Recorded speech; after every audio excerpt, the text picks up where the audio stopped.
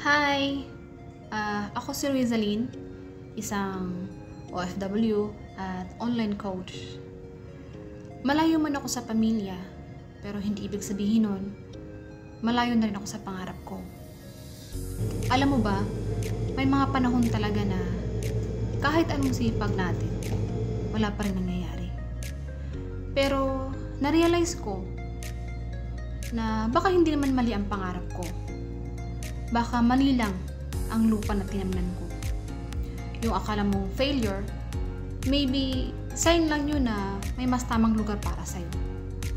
May mas tamang community, may mas tamang oportunidad.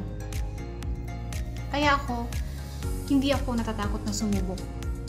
Ginrab ko ang bagong chance, kahit OFW ako. Kahit pagod, kahit busy. At ngayon, unti-unti ko nang nakikita ang bunga ng itinanim ko. Sa tamang lupa, sa tamang panahon. Para sa'yo na nakikinig ngayon, huwag mong hayaang mabulok ang pangarap mo sa maling lupa.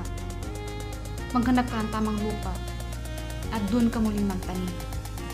Dahil ang pangarap, basta inaalagaan, siguradong tutubo.